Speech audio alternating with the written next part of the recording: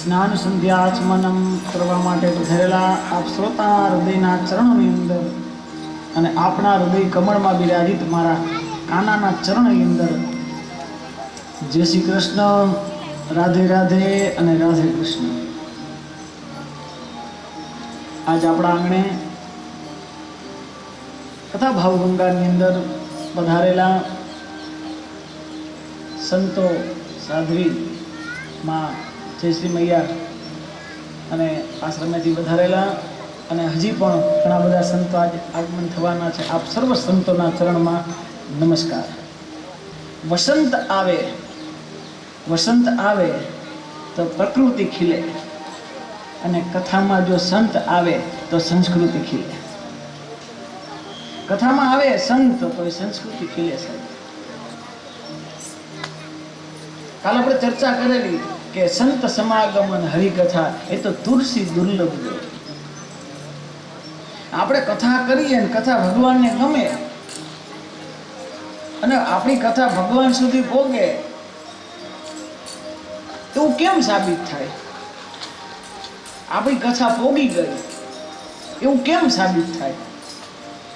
કોઈક આપણે પૂછે તમે કથા કરી પોગી ગઈ? આવે ને આપણી પોગી ગયેલું બહુ મહત્વ. પોગી ગયેલાનું તો બહુ મજા. આપણે પામેલા નથી, પોગી ગયેલાનું બહુ મહત્વ. હા, આમાં બહેનોને વધારો હોય. પાડોશીના ઘરે પ્રસંગ હોય ને તો એમ કે રાંદલી તમારા પોઈગા નથી. લે, જોવાનું કામ એ કેમ કરતા હોય કે તમારા રાંદલ કર્યા પૂઈગા નહીં. મને ન રાંદલ પૂઈગા નહીં, પોઈગા નહીં તો સૂર્યનારાયણ ખારા નહીં થતો ઘરે આવી જાય ટાઈમે. રાંદલ જો અહીંયા ન પોગે તો જાય ક્યાં? સૂર્યના ઘરે જ જાય ને. કથામાં કયો કેટલાય તમે કથા પૂરી થઈ ગઈ ને તો એમ કે તમારી કથા પૂગી. વાલા, અહીંયા 7-8 દિવસ સુધી ભાગવતના ગ્રંથનું જે સેવન કરતા હોય અને 18,000 શ્લોકોનું પારણ થતું હોય ને સાહેબ, એ કથા ભાવથી કરીને પોગી જ જાય. એ શ્રદ્ધાનો વિષય છે, પોગી જ જાય. પણ આપણે બહુ એવું પોઈગું અરે ક્યાંથી આવ્યું ખબર નથી. પણ આમ કદાચ આપણે માનીએ કે કથા પોગી ગઈ, કેમ ખબર પડે કે આપણી કથા આપણે જે કરી છે એ પોઈગી? એ કેમ સાબિત થાય? કેમ ખબર પડે? કેમ ખબર પડે આપણી કથા પોઈગી? આ તો કળિયુગ છે એટલે કે ભગવાન આવીને તો કહે નહીં કે તમારી પોગી ગઈ, મેં ડાયરી નોંધ લઈ લીધી છે. કેમ ખબર પડે? આપણી કથા પોઈગી એનું એક જ કારણ છે અને એક જ રીતે ખબર પડે કે આપણી કથામાં આવા સાધુ સંતો આવતા રહીએ ને, એના પગલા પડે ને એટલે સમજી લેવાનું કે આપણી કથા પોગી ગઈ છે. હા, સાધુ નકર આવે જ નહીં. સાધુ અને સંત એ તો ચાલતા હોય ને ઈ હારા. અસ્થિરો નારદને કીધું કે સ્થિર નહીં થાય. નારદ એક જગ્યાએ સ્થિર નહીં. અકારામ અસ્મિન, અશબ્દમાં સ્થિર છે નારદ. અસ્થિર એટલે પરમ સ્થિર. આપણે કહીએ ને કોક અસ્થિર છે, અસ્થિર એટલે પરમ સ્થિર. એ અમાં સ્થિર છે. અને એટલે ગીતાજીમાં કીધું કે વિષ્ણુ ભગવાને કીધું અમાં હું છું, અક્ષર નામ અસ્મિન, અક્ષરોમાં હું અ છું. તો વિષ્ણુમાં જે સ્થિર છે એ અસ્થિર. તો સાધુ સંત ક્યાંય એક જગ્યાએ બેહે જ નહીં સાહેબ. આ બંધિયાણ પાણી હોય ને એ ક્યારેય આમ કહેવાય ને દૂષિત થઈ જાય. કોઈ દી સાધુ સંત એક જગ્યાએ રહે જ નહીં. એ તો ચરે વેતી એ તો ફરતા હોય. અને એ ફરતા આમ જેમ ફરતા હોય અને આપણી કથામાં આગમન થઈ ગયું હોય તો સમજી જ લેવાનું કે આપણા પિતૃ ઉપર ખૂબ કૃપા છે આપણી, અને આપણા ભગવાનની કૃપા આપણા પર પિતૃની છે, અને પિતૃની કૃપા આપણા ઉપર છે કે આવા સાધુ સંતોનો સમાગમ થાય છે, સાધુ સંતોના દર્શન છે. બહુ એવું માની ન લેતા કે સાધુ સંત આપણે કંકોત્રી દીધી અને આપણું માન રાખીને આવ્યા અને એ આપણે બહુ કોઈ નહીં, તમે હું આ તો આપણે બધા નિમિત્ત માત્ર છીએ. બાકી તો ઈશ્વરની કૃપા હોય ને ઈશ્વરની દયા હોય ને તો આ સાધુ સંતોને અહીંયા સુધી ભોગવા દે અને એ આપને આશીર્વાદ દેવા માટે. એ તો પરમ કૃપાળુ પરમાત્મા એનામાં વસે અને એમ થાય કે ના અહીંયા જવાય ને આશીર્વાદ દેવાય, બાકી એમને મળે નહીં. કારણ કે સંતને સાધુપણા નથી રે મફતમાં મળતા, એના મોલ ચૂકવવા પડતા. આ સાધુને સંતને મફતમાં નથી.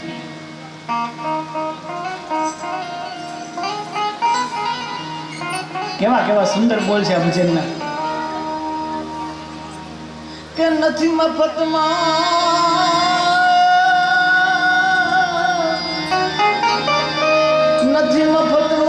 મળતા એના મૂલ નથી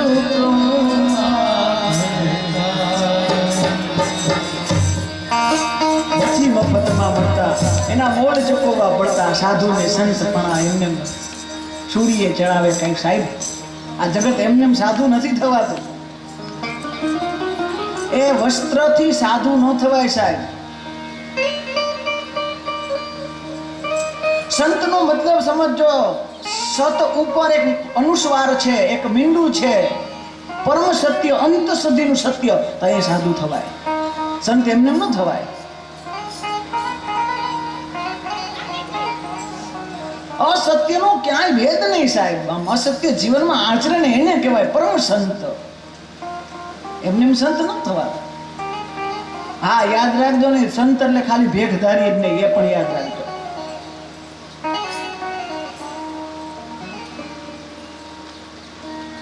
પરમ સત્ય જેને પામવાની, પરમ સત્ય સુધી પહોંચવાની અને પરમ સત્ય આચરવાની જ્યારે હૃદયની અંદર ઉત્કંઠા હોય ને ત્યારે સાહેબ સંત થઈ શકાય. એવા સંતોના દુર્લભ છે. એના પગ પણ અહીંયા પડે ને તો પણ આપણી કથા છે ને એ પરિપૂર્ણ થઈ જાય છે. ઓમ નમો ભગવતે વાસુદેવાય, વાસુદેવાય હરિ વાસુદેવાય. ઓમ નમો ભગવતે વાસુદેવાય, વાસુદેવાય હરિ વાસુદેવાય. વનમાળી રે હરિ વાસુદેવાય, વનમાળી રે હરિ વાસુદેવાય. ગિરધારી રે હરિ વાસુદેવાય, ગિરધારી રે હરિ વાસુદેવાય. ઓમ નમો ભગવતે વાસુદેવાય. એમણે કીધું કે પપ્પા મને તો રાત ને દિવસ એક લિંગ સપનામાં આવે છે ને મને કહે છે કે તું અહીંયા આવ ને આ જગ્યાનો ઉદ્ધાર કર. કે બેટા ઘરે રહીને ભક્તિ કરો પણ બહાર તો ન જવાય. એને કીધું પણ હું સપનામાં આવે છે એમને સિદ્ધ કરવા માંગુ છું. ત્યારે અમારું મૂળ ગામ અમને પણ ખબર નહોતી, એમને પણ ખબર નહોતી, અને અઘોર જંગલ જેવું જ્યાં તળાવના કાંઠા ઉપર મંદિર પણ જુગાર દારૂના અડ્ડા એની વચ્ચે આ લિંગ કચરાના ઢગલાની અંદર સંતાયેલું. મયાજી પધાર્યા અને એમને ઠેવે આવ્યું, કચરો એકદમ હાથથી સાફ કર્યો, લિંગને જોયા, દર્શન કર્યું. એને કીધું કે પપ્પા આ જ લિંગ કે જે મને વારંવાર સપનામાં આવી અને મને દર્શન આપે છે. ત્યારે અમારું મન ડગ્યું.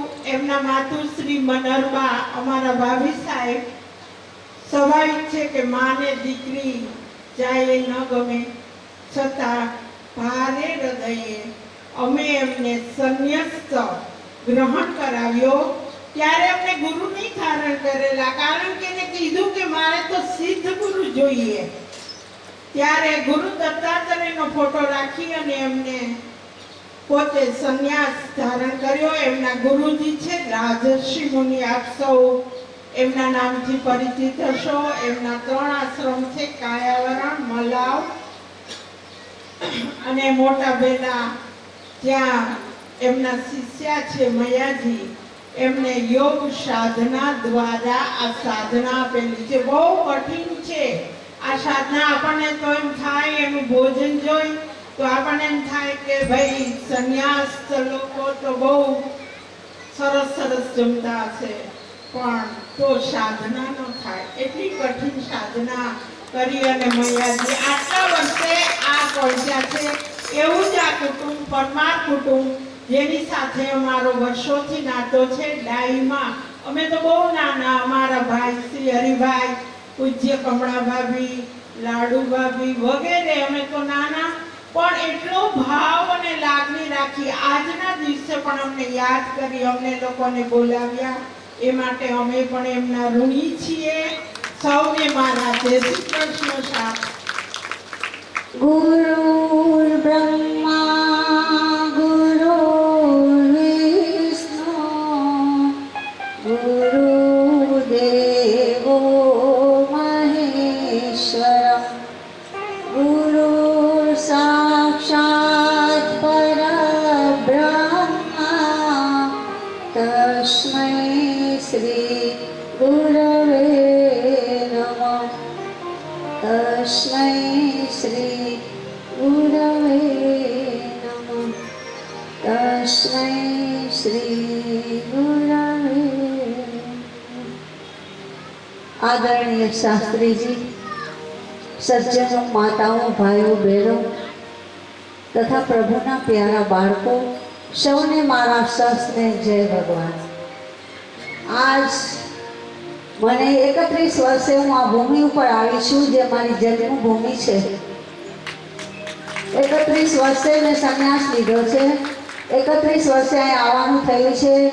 આજના યજમાન વિજયભાઈ ખોડીદાસ પરમાર એ મને બહુ ભાવપૂર્વક આમંત્રણ આપવા આવ્યા હતા અને મારે આવવું જોઈએ, મારી ફરજ છે.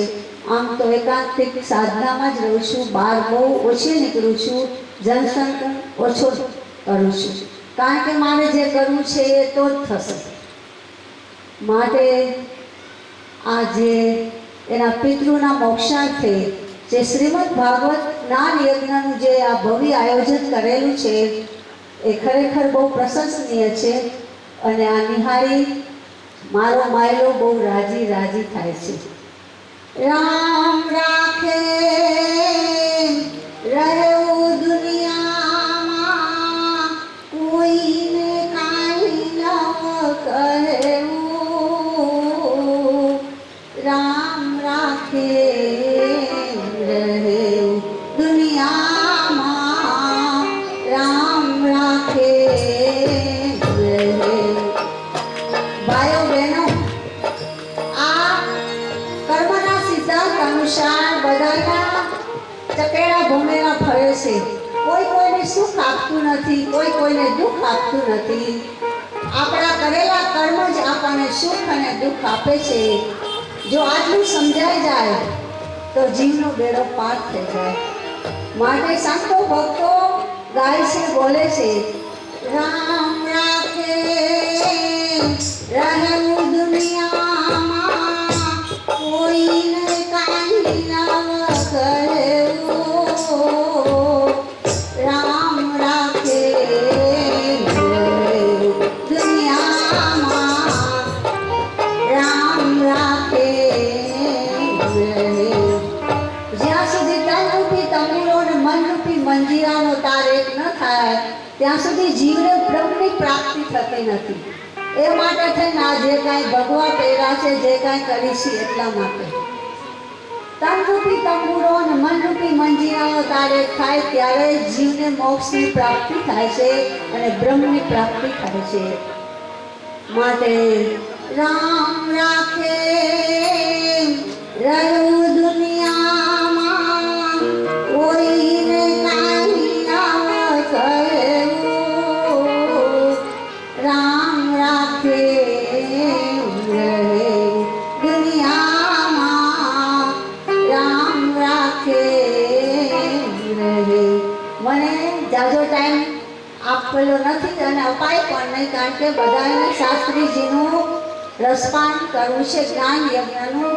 એટલે હવે હું એક ભજન બોલી અને મારો સત્સંગ પૂર્ણ કરીશ. તો એ 2-3 મિનિટને બદલે 5-7 મિનિટ થઈ જશે તો સોરી. આ ટાણું મળ્યું છે તમને ને મને બધાને. આવો અવસર આવો સમય વારે વાર મળતો નથી. આ આયોજન મને વિજય આવ્યો તો આશ્રમમાં કહેતો હતો કે મારા પિતાજીને સ્વર્ગવાસ થયે 29 વર્ષ થયા. બોલો, 29 વર્ષે આ શ્રીમદ ભાગવત યજ્ઞનું આયોજન થઈ રહ્યું છે. આ ઈશ્વરની ઈચ્છાને, પિતૃઓની ઈચ્છા વિના કૃપા સિવાય આ કાર્ય થતું નથી. આ ભગીરથ કાર્ય છે. આ છે હરિ ભજવાનું તારું જોજો ફૂલ માના જાય.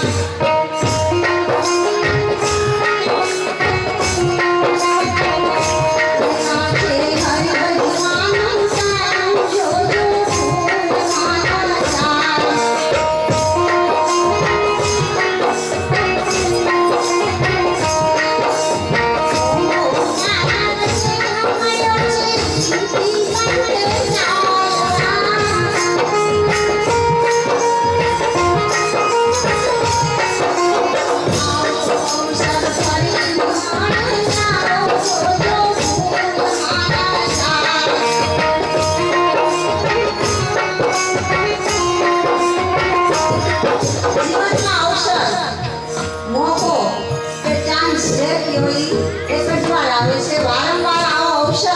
આવો સમય કોઈને મળતો નથી ને મળશે પણ નહીં.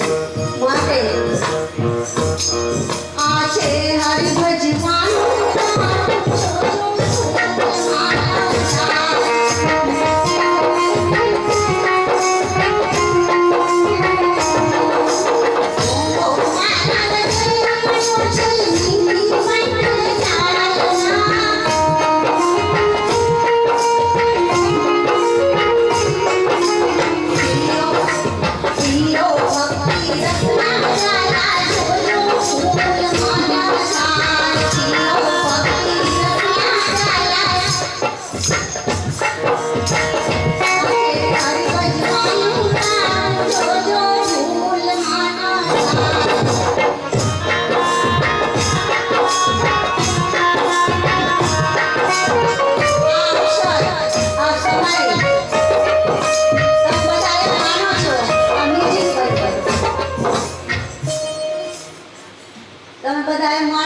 સંસારીઓ કે છોકરા મોટા થઈ જાય, વહુ ઘરે આવી જાય, ઉંમર થાય પછી ભગવાનના ભસ્મ ઉપર નહીં પજાય. માતા બહેનો ભાઈઓ કોને ખબર છે કે આ પ્રાણરૂપી સ્વિચ ક્યારે ઓફ થઈ જશે? તમારી મારી કોઈને ખબર છે? માટે આજકાલ કરતા નહીં બજો તો જીવન વીતી જાશે.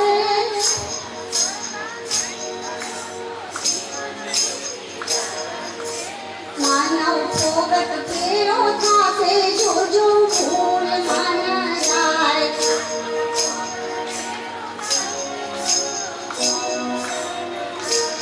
આ છે હરિ ભજવાનું તારું જોજો ફૂલ માના જાય.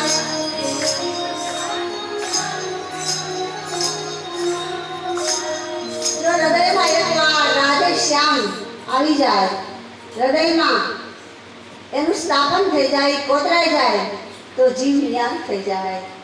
રુધિએ રાધે શ્યામ રટો તો સફળ થાય જલનારો. રુધિએ રાધે માનવ પોગટ ફેરો થાશે જોજો ફૂલ માના જાય.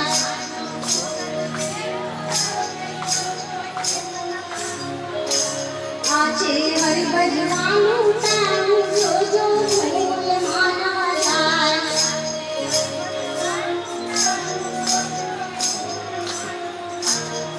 અને છેલ્લી કડી આવે છે, ગોવિંદની ઓળખ કોણ કરાવે? ગુરુ. કોઈને આપમેળે ભગવાનની પ્રાપ્તિ થઈ નથી, થશે પણ નહીં. તમે બજારમાં માલ બધા વેચો છો, બિઝનેસ કરો છો, ધંધા કરો છો, એજન્ટ રાખો છો ને, એજન્ટ દ્વારા માલની ઓળખ અપાય છે. એવી રીતે સદગુરુ એજન્ટનું કામ કરે છે. ભગવાન પ્રાપ્તિમાં સદગુરુ એજન્ટનું કામ કરે છે. માટે સદગુરુ વિના જ્ઞાન નથી, સદગુરુ વિના મોક્ષ નથી. આ મારો અનુભવ છે. 31 વર્ષનો અનુભવ કહું છું. ગુરુએ ગોવિંદ વડખાવ્યો મળ્યો લખલાવો. ગુરુએ ગોવિંદ વડખાવ્યો મળ્યો લખલાવો. લઈ લે જય શ્રી હરિભજવાનું લાવો. જોજો ફૂલ માલા જાય. લઈ લે જય શ્રી હરિભજવાનું લાવો. જોજો ફૂલ આ છે હરિભજવાનું ટાણું. જોજો ફૂલ માલા જાય. આ છે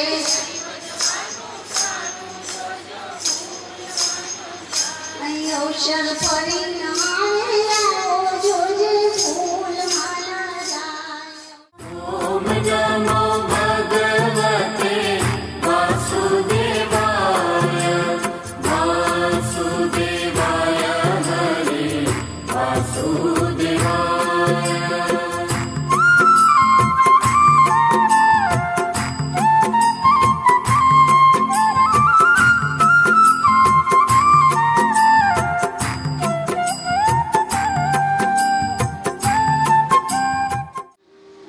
ઉતાનપાદ. આ ગર્ભની સ્થિતિ, માણસની સ્થિતિ આ હોય, જીવાત્માની સ્થિતિ આ હોય, પગ અધર હોય, માથું નીચે હોય, એ ઉતાનપાદ. અહીંયા ગર્ભની અંદર રહી અને આપણે કેટલાય કોલ દીધા હોય ભગવાનને છૂટવા માટે. આમ કરશું ને આમ કરશું ને આ કરશું ને તે કરશું, એટલી બધી લખાણ કરીને આપ્યું હોય, એગ્રીમેન્ટ કરીને આપ્યું હોય, ભગવાન આમાં જ છોડાવું, પછી જો તારું જ નામ હશે, બીજું કાંઈ નહીં હોય. પણ જેવા સંસારની માયા લાગે, જેવા માના ગર્ભમાંથી જ્યારે ઉતાનપાદ જે પગ નીચે આવે અને માથું જ્યારે એટલે બુદ્ધિ જ્યારે અધર આવે ને, ત્યારે પછી હરિસ્મરણ બંધ થઈ જાય અને પછી સંસારનું સ્મરણ ચાલુ થાય. અને પહેલો જ શબ્દ રડતા રડતા નીકળે, ઉવા ઉવા ઉવા. એ ભગવાન જે વાત કરતો હતો ને બધું ભૂલી જાજે. તું, હું આયા છું, તું વા તું વા તું વા તું વા તું વા. એ ઉતાનપાદ આપણે. હવે જો ઉતાનપાદને બે રાણી, એક શું નીતિ અને શું રુચિ. ઉતાનપાદને બે પત્ની છે, એક શું રુચિ અને શું નીતિ. હવે શું રુચિ છે એને એક પુત્ર એ ઉત્તમ. શું નીતિ છે એને એક પુત્ર ધ્રુવ. શું નીતિ એટલે શું કરવું જોઈએ, ધર્મ શું કહે છે એ કરવું જોઈએ, એ શું નીતિ. અને શું રુચિ એટલે રુચિ શેમાં, જીવાત્માની રુચિ શેમાં છે, એ શું રુચિ. જે શું રુચિના પુત્ર થયો એ ઉત્તમ. ઉત્તમ એટલે શ્રેષ્ઠ નહીં, સંસ્કૃતમાં ઉત્તમ એટલે શ્રેષ્ઠ પણ થાય, પણ અહીંયા શું કે ઉત્તમ. ઉ એટલે ભગવાન તરફ કે ધર્મ પ્રત્યે અજ્ઞાન, અંધકાર, એને ઉત્તમ. અને ધ્રુવ જ્યારે ન ખરી શકે, ન ફળી શકે કે ન ક્યારે મરી શકે કે ન, એ એટલે ધ્રુવ. અવિચળ, અનંત, વિભૂષિત, એ એટલે ધ્રુવ. યાદ રાખજો, શું નીતિ ને પુત્ર થશે ને એ હંમેશા ધ્રુવ હશે, અને શું રુચિ દ્વારા થશે ને એ હંમેશા ઉત્તમ હશે, ઈશ્વર તરફનું અજ્ઞાન હશે. બાપના ખોળામાં બેસવું છે, કથા એવી છે. ધ્રુવને બાપના ખોળામાં બેસવું છે. જીવાત્માને એની ઈચ્છા છે કે મારા ખોળામાં આવે, એની ઈચ્છા છે કે મારા ખોળામાં આવે. એની ઈચ્છા તો છે, આ જીવાત્માને ઈચ્છા છે કે મારા ખોળામાં આવે. કોણ? એ કોણ? ધ્રુવ કોણ? ભજનાનંદ. ભજનનો આનંદ આપણે જોઈએ છીએ, આપણે બોલાવી છીએ, આપણે જીવાત્મા, આપણે ગમે સાહેબ, ન ગમે એવું નહીં, આપણે ગમે. પણ અહીંયા કોઈક વિઘ્ન નાખે. કોણ વિઘ્ન નાખે? શું રુચિ, તમારી રુચિ. કથામાં આવતા હોય ને કથામાં નથી આવજો ને ટીવી, કરને આરામ, આવું તો હાલે રાખશે એટલે સમજી લેજો વિઘન આવ્યું. અને હારા કામમાં હો વિઘન આવે, અને એ વિઘન છે એ જ સુરુચિ. આમ ભગવાનની માળા કરતા હોય, દીવો કરતા હોય અને માળામાં જીવ હોય, ટેલિફોન વાગે એટલે હાથ પકડીને ટેલિફોન તમને લઈ જાય, આ વિઘન. આ એટલે ઉત્તમ, ઈશ્વર પ્રત્યે અજ્ઞાન. આ કથા વૈદિક પરંપરાથી છે એટલે સમજો. આપણે ખાલી પાત્રતા નામ મેં તમે કીધું ને, પૂરા ભવતી પુરાણ હવા, જે થઈ ગયું, જે થઈ રહ્યું છે અને જે થવાનું છે એટલે પુરાણ. આ પેલા 5000 વર્ષ પહેલાની વાત નથી. 5000 વર્ષ પહેલા આ જ ઘટના બનેલી છે. હજી 5000 વર્ષ થશે ત્યારે અત્યારે આ ઘટના બને જ છે, અને 5000 હજી વર્ષ વયા જશે ને તો આ જ ઘટના બનશે સાહેબ. આપણે ભજનાનંદ જોઈ છે સાહેબ. આપણી ઈચ્છા છે કે આપણે ભજનાનંદ આપણે લઈએ, પણ વિઘન નાખશે શું રુચિ? અહીંયા કેમ નો જાશે? આમનો હાલ ને મન આપણું પકડીને લઈ જાય, કથામાંથી ઉપાડે. તમને જો કથામાં આવવાનું મન થાય, ઘણાને તમે કંકોત્રી મોકલશો ને એટલે એમ લખશે, તારીખ જોવે. હજી તો 19 તારીખ લગી છે ને, જઈશું જઈશું જઈશું. એ જઈશું જઈશું કરતા 19 તારીખે પૂરી થઈને માંડવા જે ઉતાપન થતા હોય ત્યારે ડોકા કાઢવા આવે. લે પૂરી થઈ ગઈ. કારણ કે એને શું નીતિ નથી ખેંચતી, એને શું રુચિ ખેંચે સાહેબ. ભજનાનંદ ગમે, ધ્રુવ મહારાજને ગમે, આપણી ધ્રુવ અજના ગમે, પણ એ માં રોકે છે કે તારા અહીં ન બેહાય. અને એમ કીધું તારે જો આ બાપની ગોદમાં બેવું હોય ને તો તારે પુનઃ જન્મ લેવો પડે. મારા દુઃખે જન્મ લે ને પછી જ આ તારો બાપ છે, નકર તારો બાપ નથી. બાળક તો રોવે, ધ્રુવ મહારાજ રોતા રોતા રડતા રડતા રડતા, કારણ કે ભજનાનંદની દુઃખ થાય સાહેબ. ભજનના આનંદની દુઃખ થાય કે જ્યારે એનો કોઈ તિરસ્કાર કરે, એ ભજનાનંદને દુઃખ થાય. તો આજ ધ્રુવને દુઃખ થયું, રડતા રડતા મા પાસે ગયો કે મારી એક માએ મને આવો જવાબ આપ્યો. હવે વિચાર કરો, આ શોક્યનો એક દીકરો. વધારજો, જય માતાજી, તાલીઓથી વધાવો.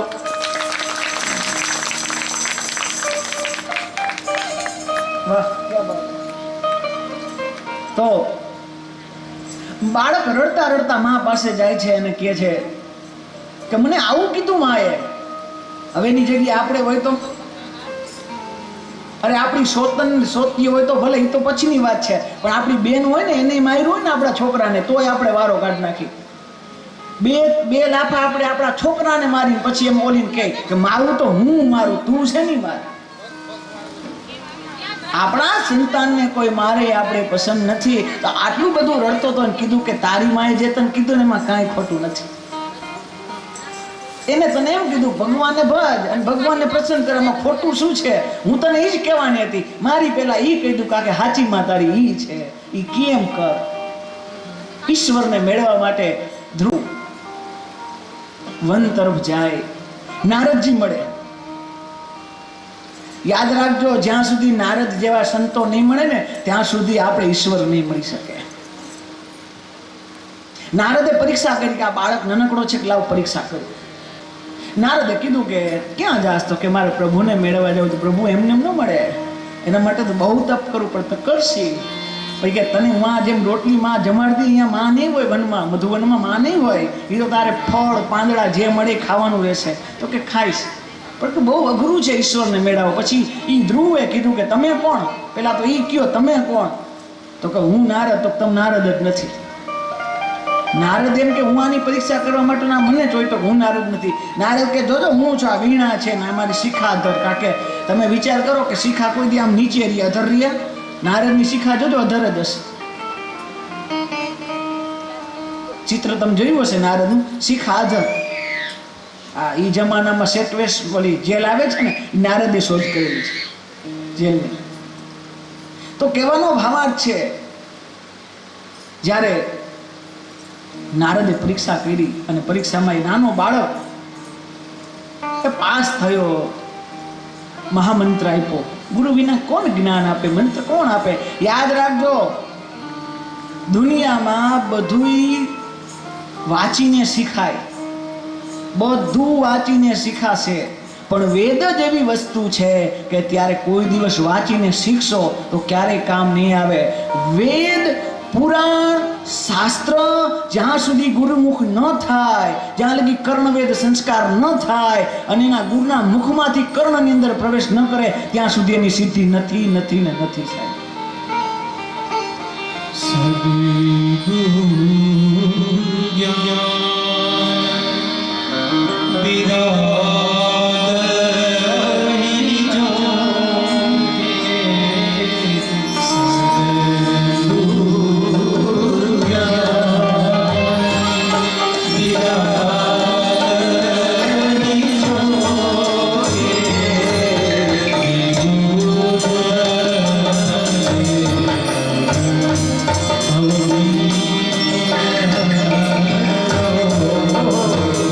સદગુરુ વિના ભવનિધિ ન ભણાય સાહેબ.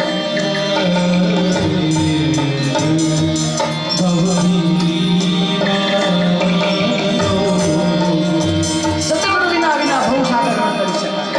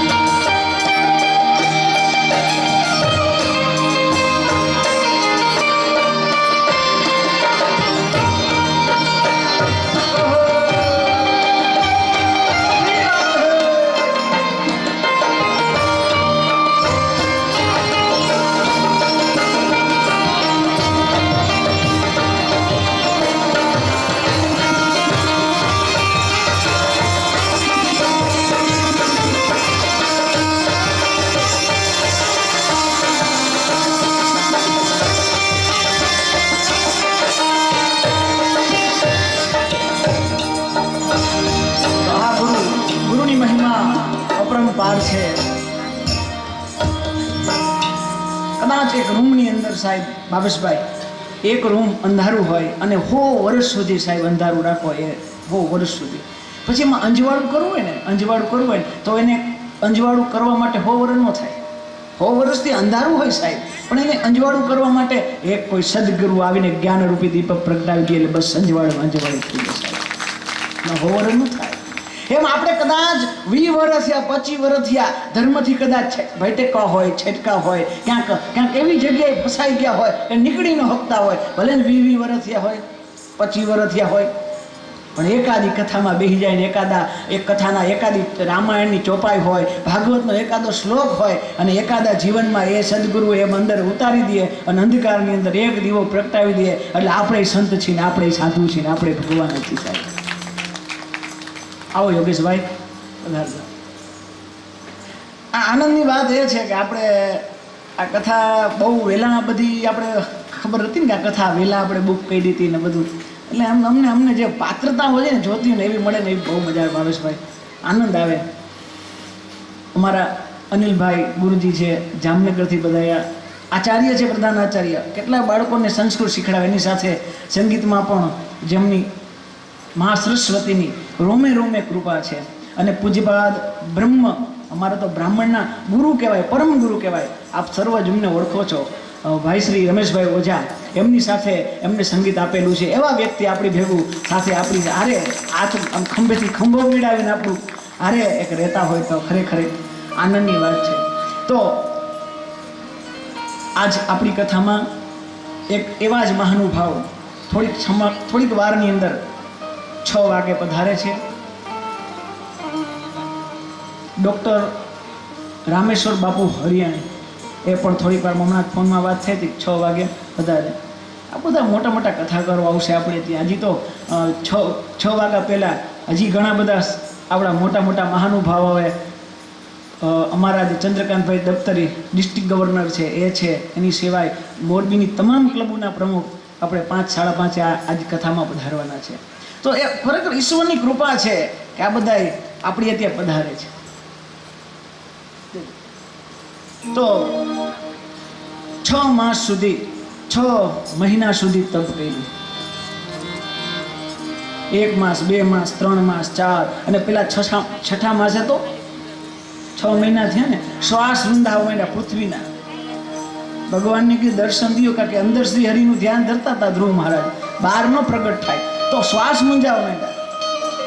અને ભગવાનની જ્યારે વિનંતી કરી એટલે ભગવાન શંખ ચક્ર ગદા પદ્મ ધારણ કરી ધ્રુવજી મહારાજની સામે આવી જાય. ધ્રુવજી મહારાજ આંખ નહોતા ખોલતા. શું કામ આંખ નહોતા ખોલતા? અંદરની જ્યાં છબી દર્શન થતી હોય તો બારે આંખ નહોતા ખોલતા.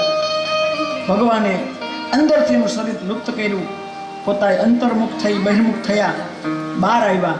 બહાર આવી અને આંખ ખોલે તો સામે શંખ ચક્ર ગદા પદ્મ ધારણ કરી અને સ્વયં ભગવાન વિષ્ણુ એમની સામે ઊભા રહી જાય. અને એ જોઈને સરસ મજાની સ્તુતિ છે. સશંખ ચક્ર સશંખ ચક્ર સપીતકુંડલમ સપીતવસ્ત્રમ સજસીર્ષમ સહારવક્ષ સ્થળગોસ્તુભશ્રિયમ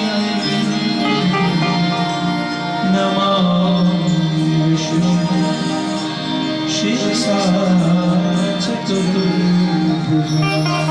સશંખ ચક્ર ગદા પદ્મ ધારણ કરી ભગવાન ગરુડગામી આવે છે.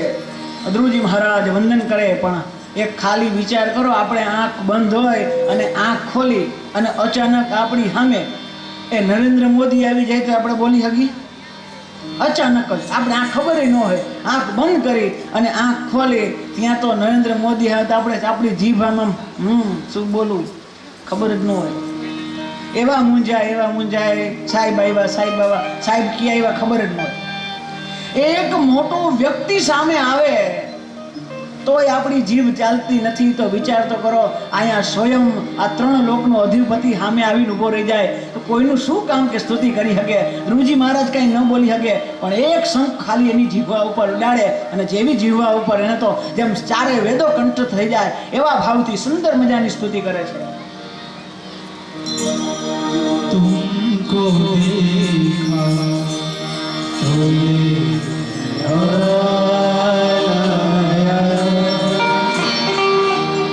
तुमको देखा तो ये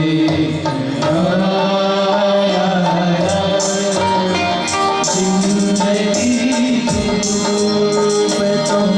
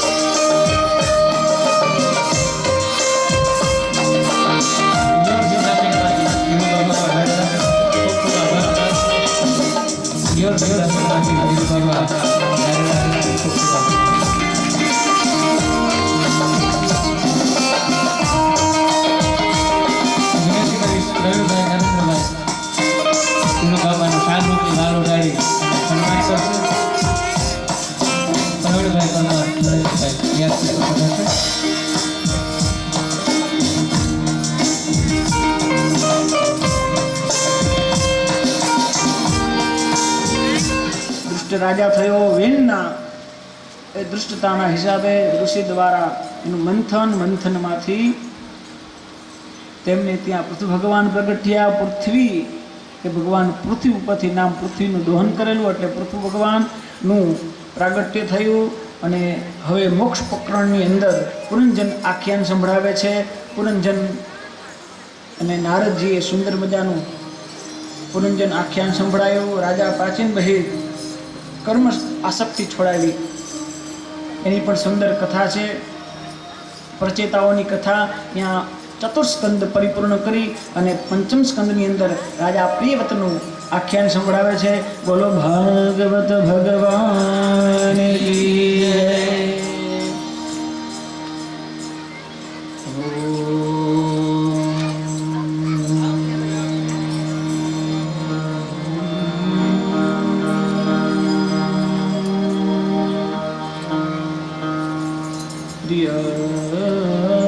પ્રિયવ્રતો ભાગવત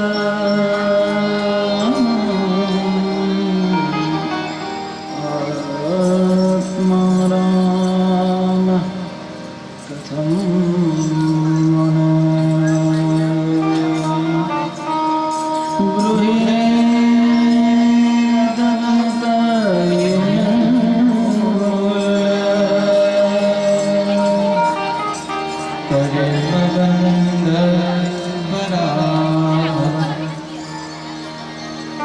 પ્રિયવ્રતને તો પેલા લગ્ન નહોતા કરવા. લગ્નનો બ્રહ્માજીએ સમજાય લગ્ન તો કરવા જોઈએ. એ લગ્ન કરી તો આસક્તિ લાગે ને.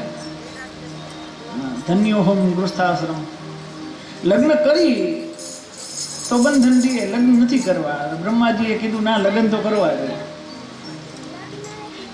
આમાં બે છે, લગ્ન કરવા છે લગ્ન ન કરવા જોઈએ.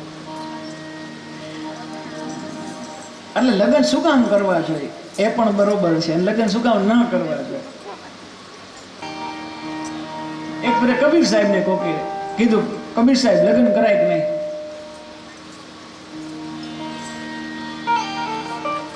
કબીર કે ઉપર 2 મિનિટ ખમ, એના માટે તને થોડીક વાર પહેલા મારી વાત સાંભળ. હવે લગ્ન કરાય કે નહીં એવો નિર્ણય તને હું હમણાં થોડીક વાર પછી દઉં. અમે કબીર સાહેબ તો બારે ફળિયામાં કામ કરે, પોતાનું નિજ કામ.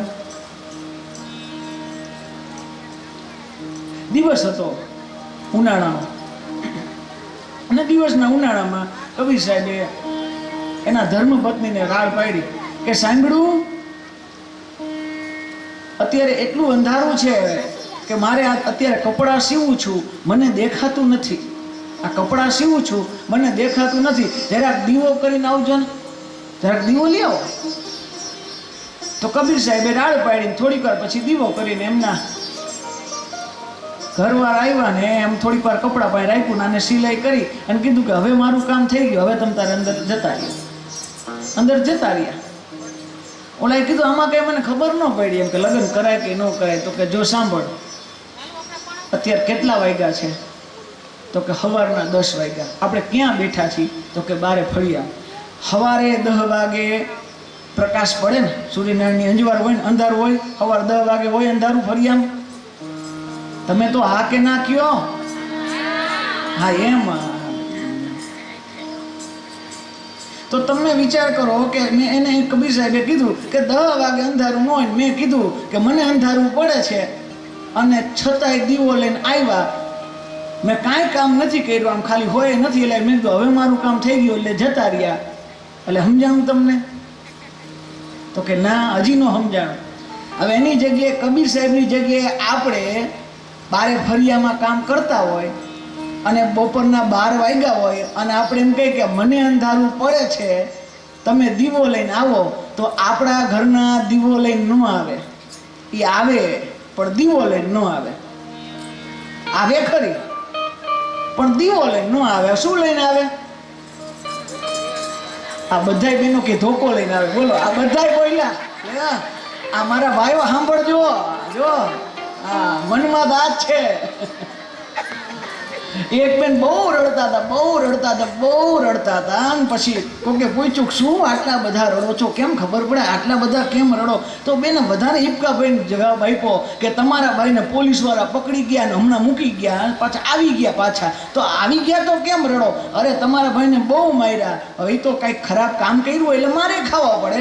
એ તો માર્યું પણ હવે શું છે, એ માર્યું એ ભલે ને માર્યું એ કે અને કામ કર્યું હોય તો માર ખાય, પણ તમે કાં રડો? તો એ બેન ધીમેથી બોલ્યા, મારી તો મનની મનમાં રહી ગઈ.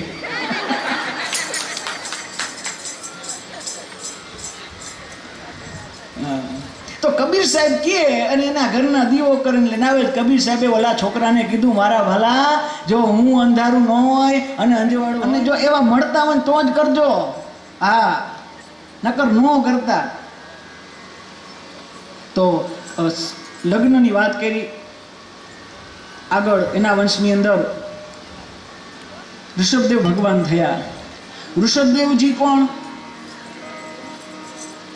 જો 3 પરંપરા થયા. ભાગવતી 24 અવતારોની કથાના આ 8મો અવતાર છે ઋષભદેવ.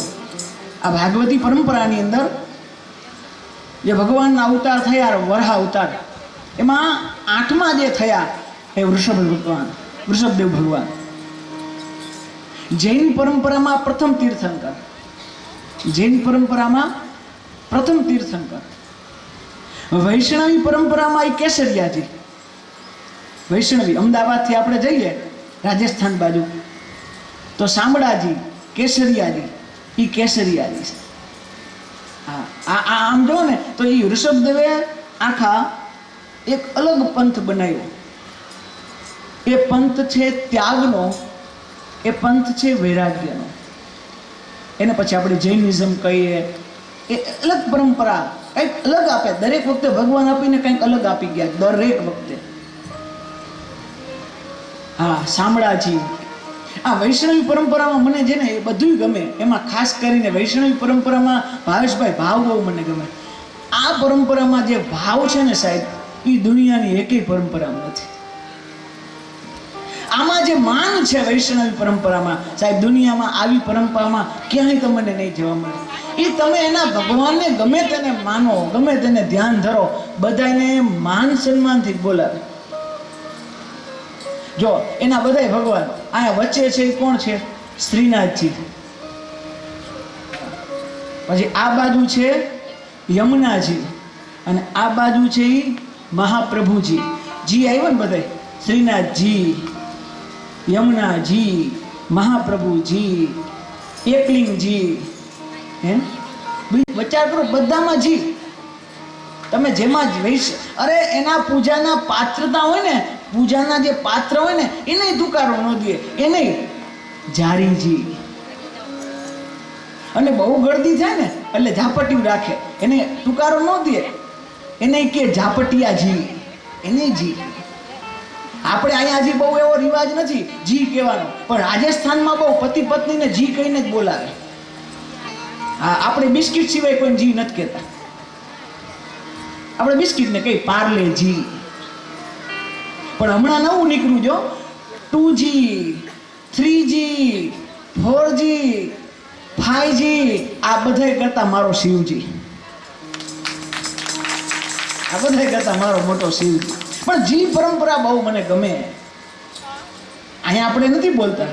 રાજસ્થાનમાં પત્નીને બોલાવવું હોય ને તો સુનિયોજી. આ પત્નીને બોલાવું, પુરુષ એમ કે રસોડામાંથી, અરે સુનિયોજી, એટલે રસોડામાંથી હાકલ આવે, અરે કહિયોજી. આ જી માનવાચક શબ્દ. હા, આપણે પેલા નામ નો લેતા, પેલા શબ્દ યાદ રાખજો, પેલા નો લેતા. પેલા ન લીએ તો ન જ લીએ, ગમે તે થાય ને. એ દવાખાનામાં દાખલ કર્યો, ફોર્મ ભરવામાં ન લીએ. એ પોલીસ વાળા ગોતવા આવે ને તો એનું નામ ન લે. ખોવાઈ જાય તો લખાવવામાં નામ ન લે.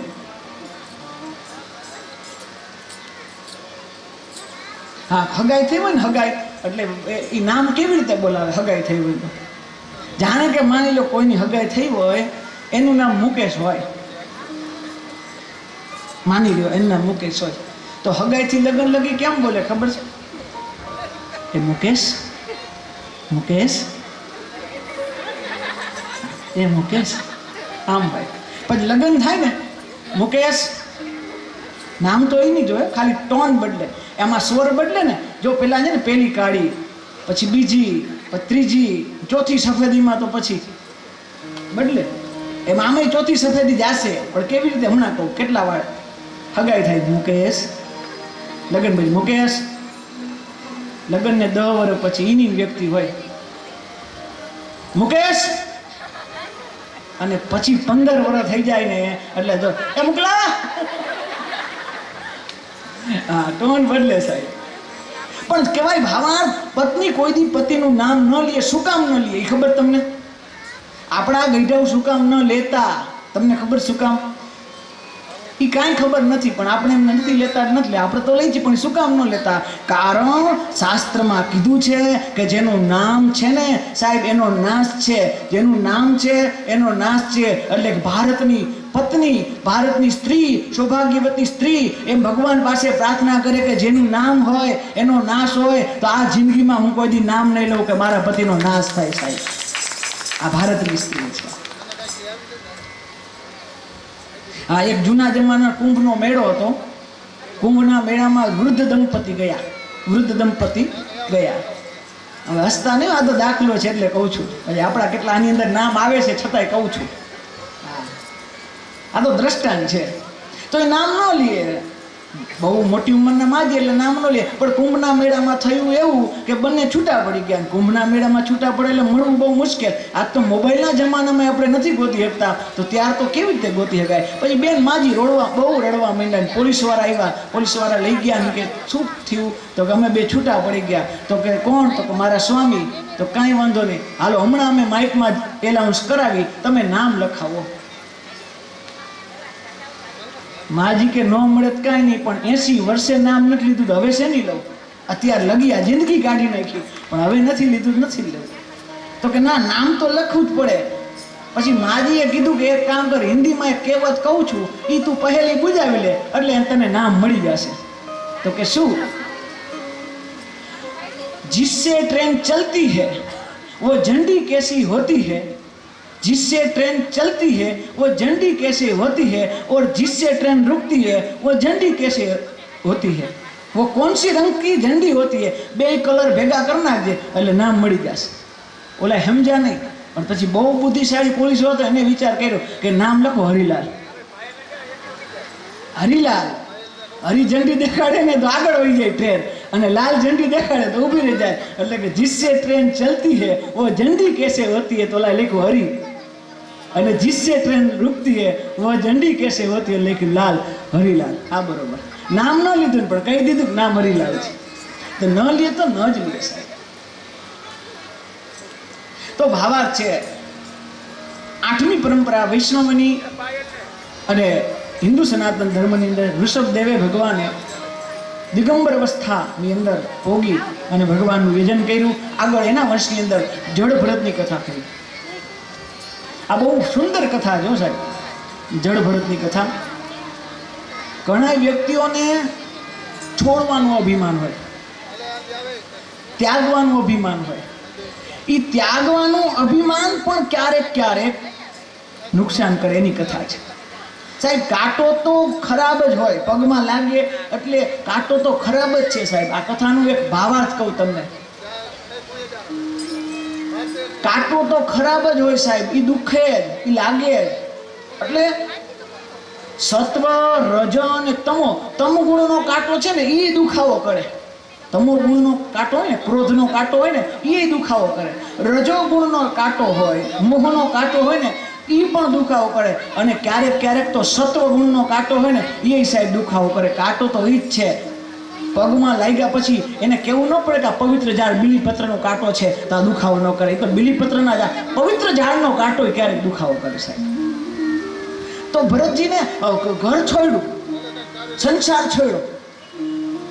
સંસાર છોડવાની વાત નથી, મેં પહેલા જ દિવસે કીધું, અસ્વસ્થામાં મણી છે સાહેબ, એ કદાચ છૂટશે નહીં. સંસાર આપણેથી છૂટે જ નહીં સાહેબ. અને મુકાશે પણ નહીં, મરાશે પણ નહીં. જડ ભરતજીએ આખું રાજ્ય જેનું હોય એ મૂકી અને એને ત્યાગનું પણ અભિમાન આવી ગયું સાહેબ. બધું મૂક્યું અને આશ્રમની અંદર તપશ્ચર્યા કરી.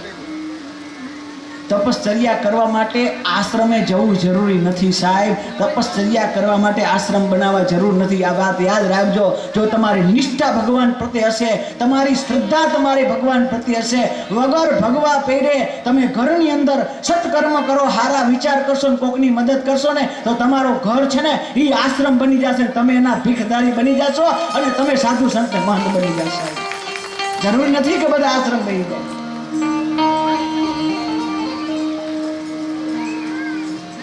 સંસારમાં રહીને ભક્તિ થાય સાહેબ. આ મૂકવું છતાંય સંસાર. જો મન કેવું જ ખબર છે, જે જગ્યાએ જશે ને આ પોતાનું બનાવી જ લેશે. સંસાર છૂટી થઈ ગયો, હરણનું બચ્ચું ન છૂટ્યું એ મનમાં. હરણના બચ્ચાને રમાડતા અંતે જીવ ગયો, હરણમાં રહી ગયો. અને આવડા મોટા ત્યાગી તપસ્વી વૈરાગ્યને પણ બીજા જન્મમાં હરણ થવું પડ્યું. અંતે સામતિ સાગતિ. જે આપણે આખો દિવસ પુણ્ય કર્યું હોય 24 કલાક, તો જરૂર માનતા નહીં કે છેલ્લા સમય યાદ આવશે. પુણ્ય છે. હા, આખી જિંદગી પુણ્ય કર્યું હોય અને અંતિમ સમયે જે વિચાર આવે ને એવી ગતિ થાય. બહુ મોટા તપસ્વી રાજા, બહુ મોટા તપસ્વી ઋષિ હતા. પુણ્ય કર્યું, છેલ્લે બોરડીના ઝાડ નીચે સૂતા હતા, પ્રાણ જવાની તૈયારી. આંખ ખુલ્લી હતી, આંખ નીચાણી હતી બરોબર.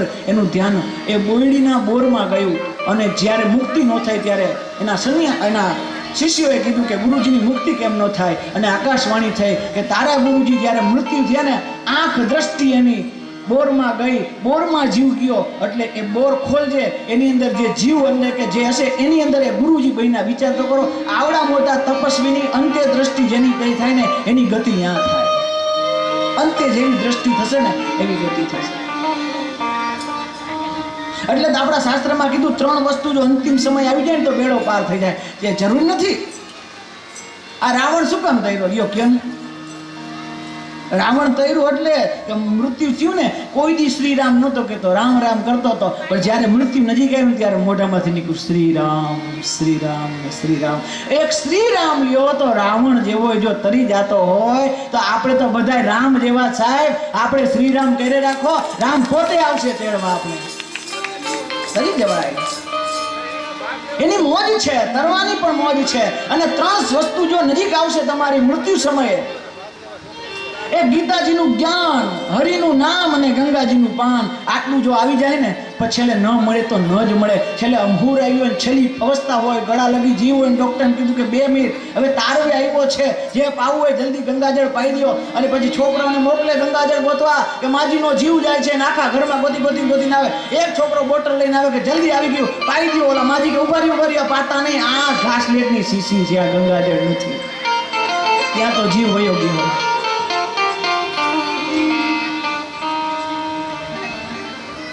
એ તો ભાગ્યમાં હોય તો મળે.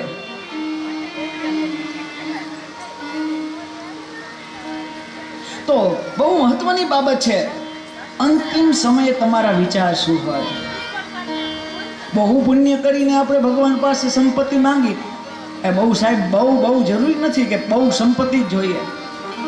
બહુ પુણ્ય કરીને કદાચ આપણે સંસાર માંગશું તો સંસાર મળશે. પણ બહુ પુણ્ય કરીને ખાલી એટલું માંગવાનું ભગવાન જાજુ તો જોતું નથી. કે બધું છેલ્લે અહીંયા જ મૂકવાનું છે, તો મારે બીજું કશું જ નથી જોતું. બહુ ભગવાન જો તારા નામ લીધા ભાવથી ભાવ લીધા હોય ને તો બીજું કાંઈ નથી જોતું. જે કાલ વિસ્મય માંગ્યું ને એવું મંગાય કે મારો જ્યારે દેહ છૂટો છે ને, મારી આંખની સામે મારા હગા ન હોવા જોઈએ, કદાચ હોય તોય વાંધો નથી. હું જ્યારે આંખ મીચું ને ત્યારે મારી સામે ગોવિંદ હોવા જોઈએ, મારી સામે કૃષ્ણ હોવો જોઈએ, મારી સામે રામ હોવો જોઈએ. આ મૃત્યુની સફળતા છે. મરતાય નથી આવડતું. રામાયણ જીવતા શીખડાવે અને ભાગવત છે ને એ મરતા શીખડાવે. મરતાય નથી આવડતું. એક જગ્યાએ ચર્ચા ચાલતી હતી કે પશુ મરે તો પશુ થાય અને માણા મરે તો માણા થાય. ખેતરમાં ઘઉં વાવો તો ઘઉં ઉગે, ચોખા વાવો તો એક ભાઈ સરસ મજાની તમારી વાત સાચી છે. ઘઉં વાવો તો ઘઉં, ચોખા વાવો તો ચોખા. પશુ મરે તો પશુ થાય, માણા મરે તો માણા થાય. પણ માણા મરવો તો જોઈને. હા, માણા મરવો તો જોઈને. માણા મરતો નથી, જન્મ તો માણા તરીકે લે છે, પણ પશુની જેમ મરે છે એટલે પશુ થાય. સાહેબ, માણસ તરીકે જન્મંત, માણા તરીકે મરીને ઈ દ્રષ્ટિ શીખડાવે મારી ભાગવત. એ એટલે ભાગવત. વૈષ્ણવી પરંપરાનું એક સુંદર ગીત છે, શબ્દ બહુ સુંદર છે. સમય મારો સાધજે વાલા અને કરું હું તો કાલા. અંત સમય મારો આવશે જ્યારે નહીં રહે દેહનું ભાન, એવે સમય મુખે તુલસી દેજો, દેજો યમુના પાન. સમય મારો સાધજે વાલા. આ મંગાય. એક માજી જાતા હતા ને એ બધાને ખબર હતી કે માજી પાસે મિલકત જાજી છે. માજીએ ઘણું હેંગરું છે જીવનભર, આની પાસે મિલકત જાજી છે. ડોક્ટર આવ્યા, માજી પાસે અવાજ નહોતો. ડોક્ટરે કીધું કે આને 10,000 રૂપિયાનું ઇન્જેક્શન દઈને આ થોડુંક બોલી શકશે. છોકરાઓ કીધું જલ્દી દ્યો, કારણ કે માજી પાસે એટલી બધી સંપત્તિ છે ને કે 10,000 કાંઈ ન કહેવાય. દ્યો ઇન્જેક્શન, 2 મિનિટ તો બોલશે ને, કાંઈક તો શબ્દ બોલશે ને. એ એમ કહી દે ને કે અહીંયા ડાયટા છે તો ઘણું થઈ જશે. એ ઇન્જેક્શન દીધું, બધા ગોળ ગોળ રાઉન્ડમાં બેઠા હતા. જેવું ઇન્જેક્શન દીધું, ઊભા થઈ ગયા માજી, અને ઊભા થઈને જોરથી બોલવા માંડ્યા. બધા અહીંયા શું ગુડાણા, બારે જો ગાય છે ને હામણી ખાય છે બાય, એમ કહીને માજી હોઈ ગયા. જિંદગી આખી સંગ્રહ કર્યો અને વિચાર સંગ્રહ ના જાય. એક પતિ દરિયામાં મૃત્યુ થયો. દરિયામાં ગયા છે ફરવા, પતિ પત્ની બે, અને પતિનું મૃત્યુ થયું. એ પતિનું મૃત્યુ થયું પછી વાંધો નહીં, પણ એ બેન બહુ લોભ કરવા માંડ્યા. પછી લગ્ન જે વિધુરતા વિધવા થયા પછી અતિ લોભ કરે. પણ કોકે કીધું કે હવે જાવા વાળા તો વયા ગયા, તમે કાં લોભ કરો, તમે તો જીવો, કાંઈક તો શીખો, હવે તો ઉદાર થાવ, દાન દો. તો કે ના હો, મારા પતિની, મારા ઘરવાળાની છેલ્લી ઈચ્છા હતી એટલે હું પૂરી કરું છું. આવી ઈચ્છા હતી લોભ કરવાની. તો કે હા, કેદી તમને કીધું? એ કે મરતા હતા ને દરિયામાં ત્યારે જોરથી રાડું પાડતા હતા, બચાવો બચાવો બચાવો બચાવો. એટલે મેં નક્કી કર્યું પૈસા બચાવો. એને કીધું પૈસા બચાવજે, વાંહેથી વાપરી નો નાખતી. હવે ઓલો ઓમ બચાવોની વાત કરતા ને આમ બચાવવાની વાત કરે. અંતિમ સમય આવો ને સાહેબ, ત્યારે મારો રામ કૃષ્ણ દામોદર ઘનશ્યામ આવી જાય ને તો જિંદગી સાર્થક બની જાય. આ હરણનું ચિંતન કરતા હરણ થયા, હરે તીથી હરણ. એ હરે અને હરિ કોણ? તો આ 3 જન્મની કથા છે. હરણમાંથી પાછા બ્રાહ્મણને ત્યાં જન્મ થયો. હવે તો બહુ જ વિચાર કરે કે 2 જન્મમાં ભૂલ કરી છે, હવે 3જા જન્મમાં ન કરું. રાહુગણ રાજાને ખંભે ચડાવ્યો અને એને જ્ઞાન ઉપદેશ કર્યો. બહુ સુંદર કથા છે, ઉપદેશ. રાહુગણ આજે તો બહુ બોલે છે કે આવો દેહ તારો છે ને આ ઉપાડી, કેટલું બધું રીતે ખૂબ મોટી કથા છે, બહુ આનંદ આવે એવી કથા છે. પણ એવું ઉપદેશ આપે છે. આજ ભરતજી કે મેં એને ખંભે ચડાવ્યો છે. અને રાહુગણ રાજાને ત્યાં લગી કે તું જીવતો છો જ નહીં, તને તો હું કેદુનો મરેલો જ માનું છું. કેમ? કારણ કે મરેલાને જ અમે ખંભે ચડાવી. 4 જણા ક્યારે મરી જાય ને માણસ, ત્યારે 4 જણાને ખંભે ચડાવે. એટલે તું તો જીવતો મરી ગયેલો છે. સુંદર ઉપદેશ આપે છે. અને આગળ ભૂગોળ ખગોળનું વર્ણન કરી આ 5મ સ્કંદને વ્યાસજી સુખદેવજી મહારાજ આયા સ્કંદને પરિપૂર્ણ.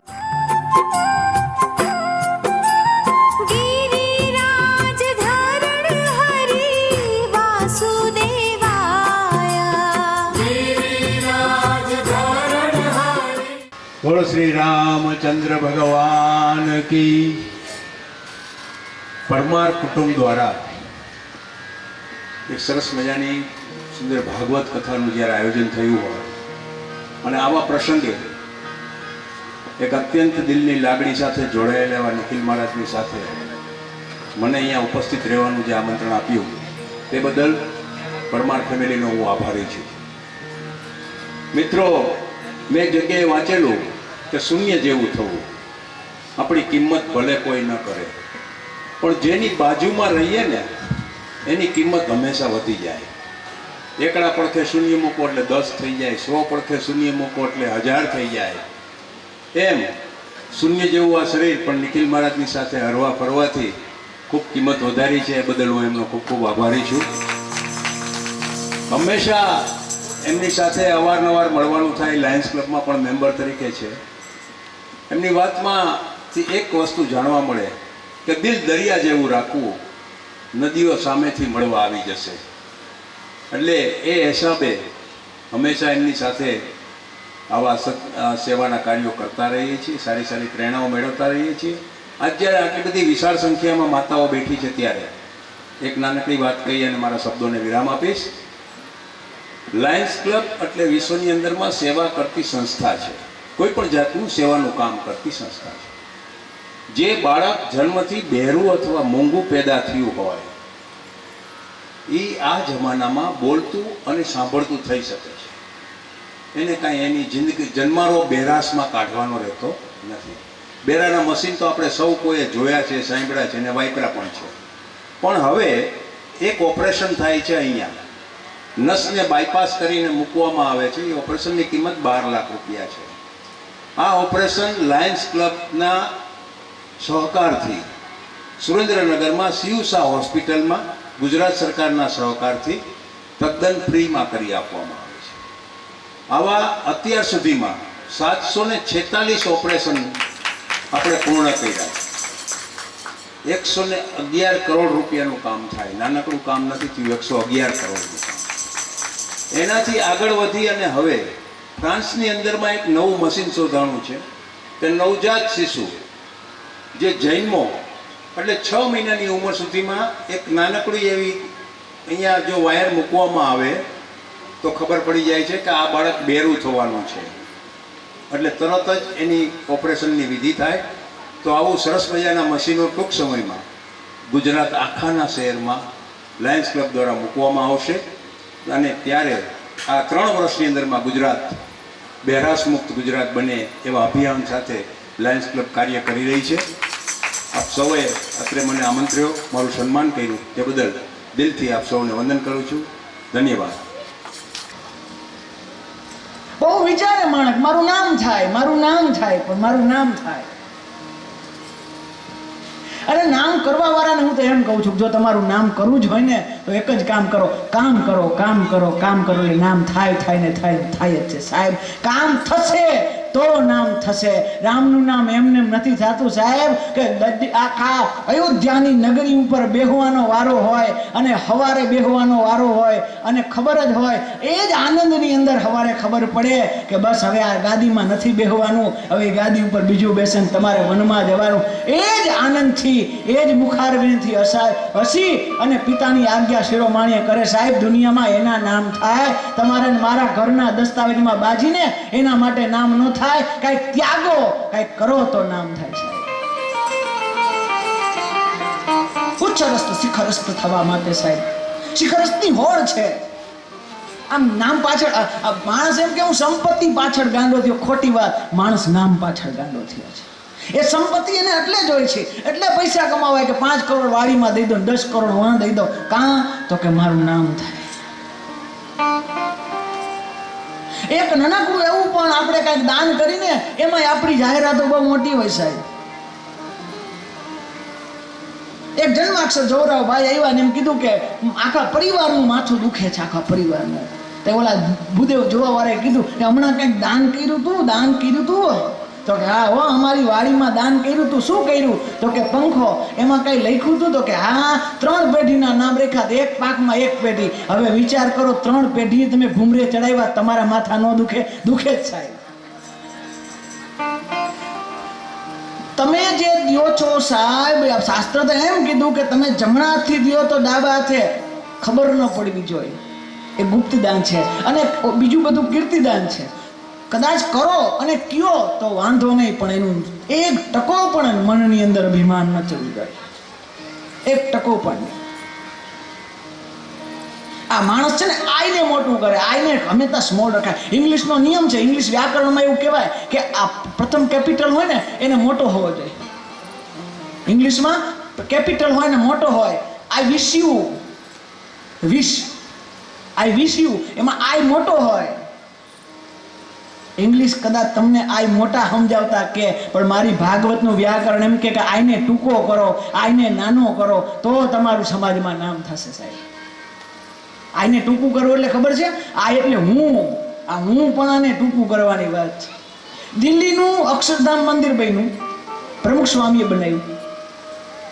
એન્જિનિયરને બોલાવ્યા, એન્જિનિયરને બોલાવીને કીધું કે આ રીતે મારે કરવું છે, કેટલો ટાઈમ લાગશે? એન્જિનિયરે કીધું કે તમને આ બધી ઇમારત કરતા, કારણ કે દિલ્હી છે એક ભારતની રાજધાની છે, યમુનાનો કિનારો છે, અહીંયા આવડું મોટું જ્યારે તમારે બનાવવું છે, અક્ષરધામ મંદિર 110 એકરમાં ફેલાયેલું છે. 110 એકરમાં અક્ષરધામ મંદિર છે, એ બનાવવું હોય તમારે 35 વર્ષ થશે આ બનાવતા. અને ત્યારે એ પ્રમુખ સ્વામીએ કીધું કે ના, અમારે 35 વર્ષ નહીં, મારે 5 વર્ષ બનાવવું છે. એ એન્જિનિયરોને માર્ક દઈ અને 5 વર્ષ પૂરા ન થયા, આખું દિલ્હીનું અક્ષરધામ પથ્થરથી કોતરી અને આખું દિલ્હીનું અક્ષરધામ તૈયાર થઈ ગયું. એનું ઓપનિંગ 1 મહિના સુધી ચાલ્યું હતું. એટલા મહેમાનો, એટલા સાધુ સંતો આવ્યા હતા, એટલાનું પ્રવચન હતું. 1 મહિના સુધી પ્રવચન આવ્યું. એટલો સમાગમ મોટો કાર્યક્રમ હતો. અને છેલ્લે પ્રમુખ સ્વામી પાસે માઇક હતું ને, આ બધું કરવાવાળા એ બધી પ્રેરણા એની, આયોજન એનું, સંપત્તિ લેવાની જવાબદારી એની, માણસોની જવાબદારી એની. આટલું કર્યા પછી 1 મિનિટ માટે પ્રવચન દીધું, ત્યારે એમ કીધું કે આમાં મેં કાંઈ નથી કર્યું. આને નાનો કરો સાહેબ તમે. આ તકલીફ છે, આને નાનો નથી કરી શકતા. હું આ શીખો નરસિંહ મહેતાએ, આપણો કાઠિયાવાડી રહ્યો નરસિંહ મહેતા, એટલે પદમાં લખે કે હું કરું એ જ અજ્ઞાનતા. હું કરું એ અજ્ઞાનતા સાહેબ. હું કરું એ. અને ઓલો એક ખેડૂત ભરોટું લઈને હાલતો હોય, ગાડું લઈને, અને કૂતરું પાછળ શ્વાન હેઠે હેલું જતું હોય, એ તો છાયા માટે જતું હોય. અને થોડીક વાર પછી એને એમ લાગે કે આ બધો ભાર હું ઉપાડું. એટલે કે હું કરું એ તો અજ્ઞાનતા સાહેબ. કરવા વાળો તો કોઈ બીજો છે સાહેબ. અર્જુનને ગીતાજીમાં વિશ્વાસ થાય કે હું ન મારું આને, આ તો મારા છે, હું ન મારું. અરે તું કોણ? આને તો એના કાળે કેદુના મારી નાખ્યા છે, આ બધા તો મરેલા જ છે. એ તારે તો ખાલી એક્શન કરવાની છે, નિમિત્ત માત્ર. તારે તો નિમિત્ત બનવાનું છે, તું તો નિમિત્ત છો. બાકી તો એનો કાળ મારે, કોઈને મારવા વાળું નથી સાહેબ. કાળ જ બધાનો. કર્મણેવાધિકારસ્તુ મા ફલેષુ કદાચન. કર્મ ઉપર આપણી સ્વતંત્રતા છે સાહેબ, ફળ ઉપર છે જ નહીં. કર્મ સંગાતા વિશ્વ કરી ગયા. રામજી સમજાવે હનુમાનજીને, મેરુ મોર તોરતે માયા હે જીજી જીવની માયા ગો ગોચર જબ જગ ભાઈ સકલ માયા જાનહુ ભાઈ. હું કરું તો અજ્ઞાનતા. રામજી સમજાવે લક્ષ્મણને, આ હું અજ્ઞાનતા છે. આપણે શું કરી શકીએ? અરે તમે તમારા કોમ્પ્યુટરમાં, તમારા મોબાઈલમાંથી એક પ્રિન્ટવાળા પાસે જાજો અને A4 સાઇઝમાં મોરબીનો ખાલી નકશો કાઢજો. મોરબીનો અને એ મોરબીના નકશામાં તમારું મકાન દેખાય તો કહેજો. એમાં ખાલી અણીથી પોઈન્ટ પણ તમે ન કરી શકો. ઈથી નાનું આપણું મકાન હોય. A4 સાઇઝમાં નકશો કાઢો, એમાં પોઈન્ટ પણ ન મૂકી શકો. એથી આપણું નાનું વિચાર કરો કે આ આપણું ઘર તો આવડું નાનું, એની અંદર આવડી આ શેરી મોટી, એની અંદર આપણું આ ગામ મોટું, એના ગામની અંદર આખું આપણું પછી સૌરાષ્ટ્ર મોટું, સૌરાષ્ટ્રનું ગુજરાત, ગુજરાતનું ભારત, ભારતનું આ દેશ, આખા દેશ પછી પૃથ્વી તો હાવ નનકડી રાયના દાણા કરતાં પણ નાની છે. આના કરતાં 10,000 ગણો મોટો સૂર્ય. અને એવા 1,00,000 સૂર્ય ભેગા થાય ને ત્યારે એક કહેવાય ને બ્રહ્માંડ નહીં, આખી બ્રહ્માંડની જે રચના છે ને ગેલેક્સી, એનો એક તારો બને. અને એવા હજારો તારો ભેગા થાય ને ત્યારે એક આકાશગંગા બને. એવી કરોડો આકાશગંગાઓ ભેગો સમૂહ થાય ને ત્યારે એક તારો બને. હવે આવા તો અગણિત તારા છે. આમાં તમારી મારી સાખ શું? તમે હું છે શું?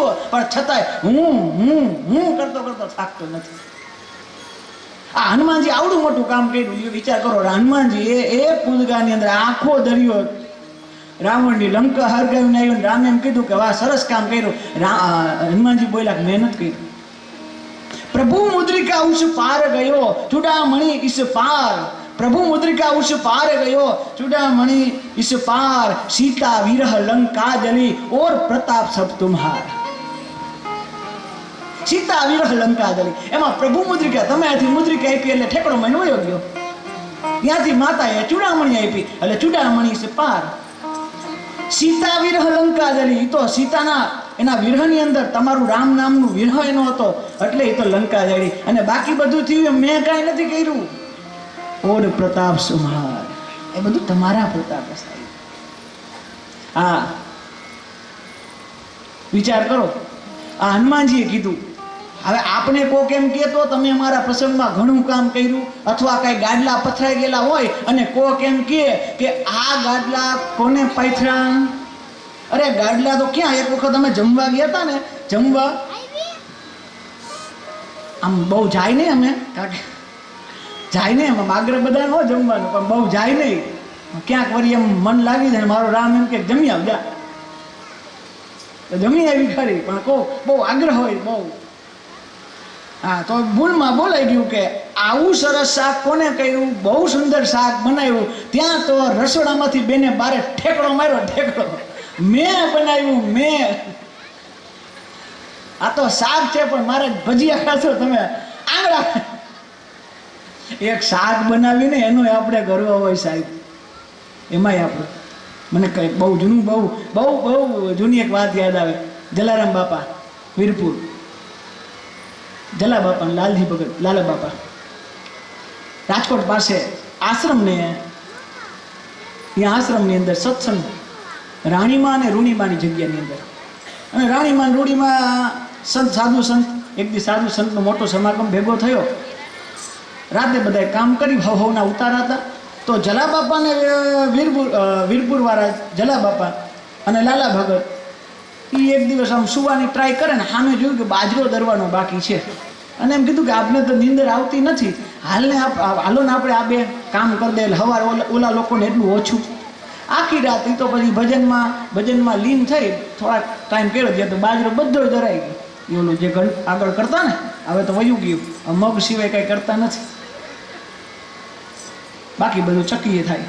તો એ આખો બાજરો એનો દળી દીધા, ઢાંકી દીધું અને સૂઈ ગયા. રાણીમાં રૂડીમાં સવારે આવ્યા. સવારે આવીને જોયું કે આ તો આપણું કામ વહેલું થઈ ગયું, કોને કર્યું. પછી રૂમમાં કોણ, જલા બાપાને ઉઠાડ્યા. ઉઠો બાપજી, ઉઠા. તો કે આ કોને કર્યું. એકબીજાને સામું જોઈને કે ના રે ના, અમે તો હુઈ ગયા હતા, મારો રામ આવીને કરી ગયો. તો રાણીમાં રૂડીમાં કે રામ કાંઈ નથી, તમે કર્યું. કેમ, તમે પકડાઈ ગયા હતા કે તમે દાઢીવાળા રહ્યા ને, તો આ બધું બાજરું બધું દાઢીએ ચોઈટો છે એટલે ખબર પડી જાય કે આ તમે કર્યું છે. સાહેબ જસ દેવો બહુ બહુ બહુ કઠિન છે. હું કરું એક જ્ઞાન. તો ઠીક, આપણે નામ પ્રકરણની અંદર જઈએ. નામ અજામિલના દીકરાનું નામ નારાયણ રાખ્યું. સાધુ સંતના પ્રભાવથી એના ઘરે ત્યાં ભોજન કર્યા હતા એટલે એનું નામ નારાયણ રાખ્યું. નામનું બહુ મહત્વ છે. નામ તારે નામ જીવાડે, રામ નામ કી ઔષધિ ખરી રીતિ સે ખાય, અંગ પીડા ઉપજે નહીં અને મહારોગ મટી જાય. राम नाम में लीन है देखत सब में राम. राम नाम में लीन. નામનો બહુ પ્રભાવ છે સાહેબ. નામ મહત્વનું છે. નામ તારે અને નામ ડૂબાડે પણ ખરી. જો છાપામાં નામ આવે તો આ પછી બે પ્રકારના હોય. હા, છાપામાં નામ આવે, આપણે તમારું તો છાપામાં નામ આવ્યું, એ પછી વાંચ્યા પછી ખબર પડે કે સારું ખરાબ.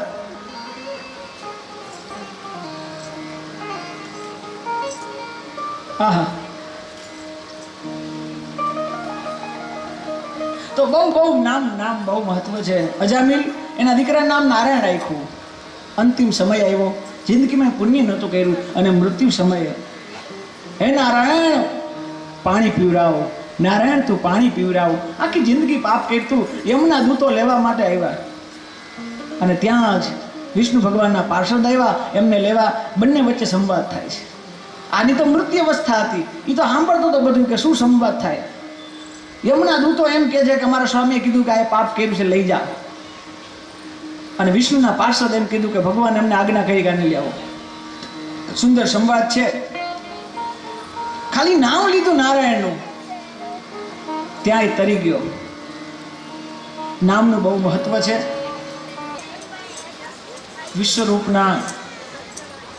વિશ્વરૂપને ગુરુ બનાવવા, ત્રષ્ટાના દીકરા એ વિશ્વરૂપને ગુરુ બનાવ્યા. વિશ્વરૂપે નારાયણ કવચની ઉપમા આપી, નારાયણ કવચ આપ્યું, અને નારાયણ કવચના હિસાબે ઇન્દ્રને પોતાનું રાજ્ય પાછું મળ્યું. એક દિવસ વિશ્વરૂપ યજ્ઞ કરતા હતા અને દૈત્યોને ભાગ આપ્યો, કારણ કે મોસાળ પક્ષ એમનો દૈત્ય હતા, તો એને ભાગ આપ્યો. તો ગુરુ મહારાજનો વધ, બ્રહ્મહત્યા લાગી. ઇન્દ્રને 4 જગ્યાએ બ્રહ્મહત્યા વહેંચી અને ત્રષ્ટા મુનિએ મોટો યજ્ઞ કર્યો. સંસ્કૃત ભાષાનું બહુ મહત્વ છે. સંસ્કૃતમાં ભૂલ થાય તો અર્થનો અનર્થ થાય. કેશવ બોલવામાં થોડી ભૂલ થાય તો એનો અર્થનો અનર્થ થાય. કેશવ એટલે ભગવાન વિષ્ણુ, પણ કેશવ, કે એટલે પાણી, સવ એટલે મળદું, પાણી તરતું મળદું થઈ જાય, અર્થ અનર્થ થઈ જાય સંસ્કૃતમાં. ઇન્દ્ર શત્રુ વિવર્ધસ્ય સ્વાહા, ભેદવી થોડું એક શબ્દ છે હિન્દીમાં છે, એને પણ થોડું પૂર્ણ વિરામ વચ્ચે આપી દઈને તો અર્થનો અનર્થ થાય. રોકો મત જાને દો, રોકો મત જાને દો, એનો અર્થ એ થાય કે રોકો મત, એને ઊભા ન રાખો, એને જવા દો, રોકો મત જાને દો. અને એ જ ખાલી રોકો પાસે ખાલી પૂર્ણ વિના મૂકી તો અર્થ એ થાય રોકો મત જાને દો.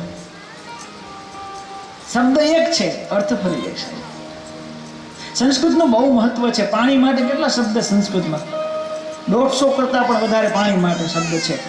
પછી પારી, પાણી, જલ, તોય, પાણી માટે શબ્દ.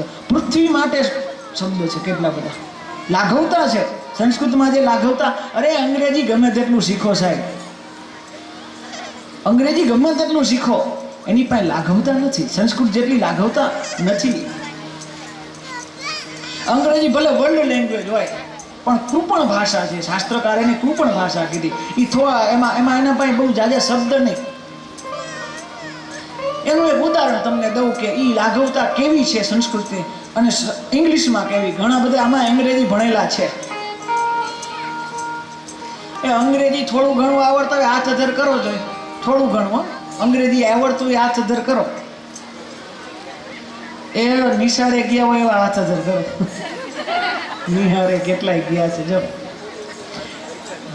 તો મામાને ઇંગ્લિશમાં શું કહેવાય?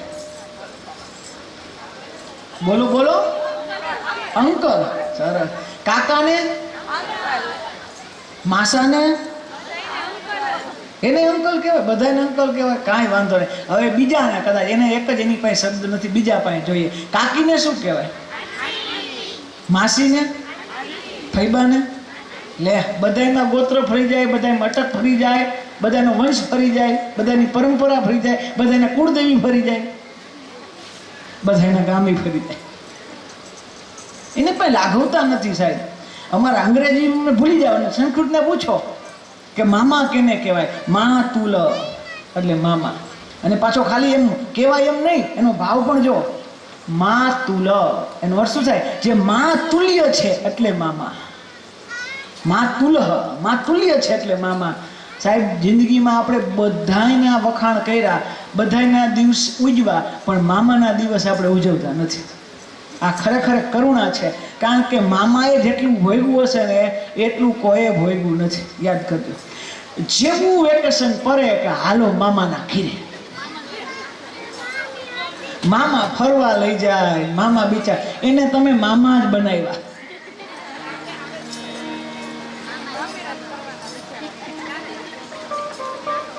મામા શબ્દ પણ એવો બહુ સરસ છે હો.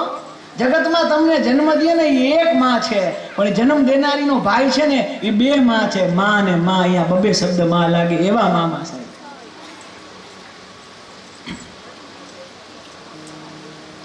તો આ સંસ્કૃતની કેટલી વિવિધતા છે, વિચાર તો કરો. હવે તમને બધા અંગ્રેજી ભણેલા છો એટલે તમને ખબર હશે કે આ આંગળી છે, આંગળી એને અંગ્રેજીમાં શું કહેવાય? આંગળીને શું કહેવાય? ફિંગર. આ બીજી આંગળીને શું કહેવાય? ફિંગર. કાંઈ વાંધો, બીજી ત્રીજીને કાંઈક અલગ. ત્રીજીને શું કહેવાય? ફિંગર. આ ચોથીને કે ને એમાંય ફિંગર. આ બધાયમાં ફિંગર આવે, કારણ એની પાસે આ વિશાળ રેન્જ નથી, એની પાસે વૈવિધ્યતા નથી સાહેબ. અમારા સંસ્કૃતને પૂછો તો તર્જની, મધ્યમા, અનામિકા, કનુષ્ટિકા અને અંગુષ્ઠ, આના બધાના અલગ અલગ નામ છે. અલગ અલગ નામ, પછી કામ એ અલગ અલગ. પિતૃ સંબંધિત કાર્ય કરવું હોય, ચાંદલો કર પેલી આંગળી કરાય. પિતૃને કરતા હોય ને પિંડે થાય, અને એમાંય પેલી આંગળીનો ભેદ છે સાહેબ. ફોટાને કરતા હોય ત્યારે ત્રીજો કરતો, પણ જ્યારે યજ્ઞ પવિત્ર ઉપર ડાબા ખંભે હોય ને ભલે જમણે ખંભે આવે, અને ત્યારે જ પિંડે રેડતા હોય ને પાણી કે જ્યારે ચાંદલો કરો ત્યારે જ પેલી આંગળી કરાય. તો પિતૃની પેલી આંગળી એ આ બીજી આંગળી. આજે ને વિપ્રને જ્યારે તિલક કરતા ને ત્યારે આંગળીનો ઉપયોગ થાય, ત્રીજી અને બીજી. આ બ્રાહ્મણને ચાંદલો કરે ને ત્યારે આ બ્રાહ્મણ ત્રિપુંડ કરે તો 3 નો ભેદ છે, એમાં 3. પગની પૂજા કરીએ દેવતાઓની ત્યારે કનિષ્ઠકા હોય, ત્યારે આ આંગળીનો ઉપયોગ આવે. અને વીર જ્યારે લડવા જતો હોય ને બાજવા તલવાર લઈને, ત્યારે એને અંગૂઠા ચાંદલો થાય, એ વિજય તિલક કહેવાય. આ આપણી પાસે કેટલું છે વિચાર તો કરો, પણ આપણે આપણું નથી ગમતું. આપણે તકલીફ એ છે કે આપણે ધર્મમાં તર્ક બહુ લગાડી. ધર્મની વાત આવે ને તો તર્ક. હમણાં કાંઈક વચ્ચે ઓલું નીવું નીકળ્યું હતું, એ તો ઓલું ફિલ્મ જોયું ને એમ આવ્યું હતું કે તમે શિવજીને દૂધ ન ચડાવો, એના કરતાં કોઈ ગરીબને પાવ, એવું કાંઈક આવ્યું હતું ફિલ્મમાં. એટલે કે શિવજીને ન ચડાવો, એની બદલે ગરીબને પાવ. હાલો કાંઈ વાંધો ને, એવું કરતા હોય તો કરો, પણ સાચું બોલજો. જેને ફિલ્મ જોયા પછી કેટલા જણા ગરીબોને દૂધ પીવડાવ ગયા શિવજી બંધ કરી ગયા? કોઈ? અરે તમારે ગરીબી પ્રત્યે તમને એટલી લાગણી જોઈએ, કરવું જોઈએ તો શિવજીને 1 લીટર ચડાવો, 50 લીટર પીવડાવો ગરીબોને. તમને કોણ ના પાડે? પણ શિવજીનું કાપીને શું કામ? તમારું કાપો ને, તમે મહિનોથી ભોજન ન કરો ને, એના પૈસા બચાવીને ગરીબોને દો ને. ભગવાનનો શું કામ ભાગ કાપો સાહેબ? એક ભાઈએ પૂછ્યું કે આપણે ભગવાનને ન દઈ, આ મંદિરે ન દઈ અને બીજે દઈ તો? ત્યારે એને સુંદર જવાબ આપ્યો કે 80 વર્ષના માજી થાય, 80 વર્ષના માજી થાય એને આપણે રોટલો ન દઈ તો? આમ થાય, જવાના જ છે, શું કામના છે? એનો ભાગ કાપીને આપણે પાડોશીને દેવા ગયા. આપણો ભાગ કાપીને પાડોશીને દેવા નથી જતા. એક માણાનો ભાગ કાપી અને પાડોશીને ન દેતા મારા વાલા, ભગવાનના ભાગ કાપીને દેવા ન જવાય. તમારે ભગવાન એટલી સંપત્તિ આપી છે ને કે 2 હાથે કદાચ ગરીબોને લૂંટાવશો ને તો ઈશ્વર આપવા માટે તૈયાર છે. એમાં ભગવાનના ભાગ કાપવાની વાત નથી સાહેબ.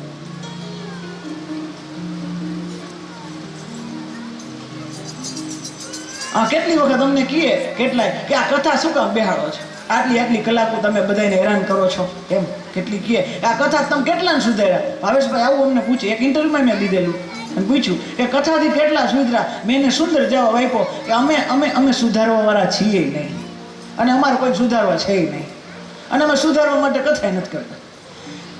અમે તો એમ કહી છીએ કે અમે એટલે કથા કરી કે અમે બગડી નહીં, અને જેને ન બગડવા આવીને બેહે જે ન બગડવું હોય અમારે સુધારવા નથી. અમે ક્યાં લીધું છે કે અમારે સુધારવા? અમે ન બગડી એના માટે. એ વાલા 10 રૂપિયાના શાકભાજી કે 20 રૂપિયાનું દૂધ ન બગડે ને એની વ્યવસ્થા છે, એના માટે ફ્રીજ છે. પણ માણા ન બગડે એની કઈ વ્યવસ્થા ખરી? કે માણા ન બગડે, કરોડો રૂપિયાનો માણા, એની વ્યવસ્થા કથા. આ ફ્રીજમાં જેમ દૂધ રાખી દો ન બગડે ને વાલા, અહીંયા આવીને બેસી જાજો, આ ફ્રીજ જ છે તમારું, આ માણા તમને બગડવા નહીં દે મારા વાલા. આ ફ્રીજ છે, આ એની વ્યવસ્થા છે. એક લાભથી બીજો શું લાભ મળે આપને સાહેબ? પછી તો થોડાક અંશે સંસાર આમ ખેંચે, એમાં કઈ વાંધો નહીં, કળિયુગ છે એ તો એનું કામ કરે, પણ બહુ અંશે માણસ ખોટા કરતા બચાવે છે. એક ફેર કથામાં સાંભળ્યું તો કરજો, ભલે ને કદાચ 24 કલાક ન કરો, વરમાં એક કથા સાંભળી લેજો, બેટરી રિચાર્જ થઈ જશે. એકાદી તો સાંભળવી છે. કોઈ દી વક્તા સામે જોઈને ન સાંભળતા હો. આ બહુ મોટો માણસની એક મોટી મૂર્ખાઈ છે, યાદ રાખજો. માણસ વક્તાનું નામ જોઈ અને કથા સાંભળવા જતા હોય, મારા વાલા વક્તા ચાહે ગમે તે હોય, એની વાણીમાં તો શ્રીહરિ બિરાજિત હોય, એના શબ્દ જ એવા હોય ને કે સાહેબ આપણા હૃદય સુધી ઉતરી જાય. વક્તાને ધ્યાનમાં લઈને ન જાજો, કથાને ધ્યાનમાં લઈને જાજો સાહેબ. ઘણી વખત મોટા વક્તાઓ છે ને ન કહી શકતા હોય ને, એ નાના વક્તાઓ એના વાણીથી કહી શકતા હોય. કારણ કે એની ભાવની અંદર ભગવાન બિરાજિત હોય.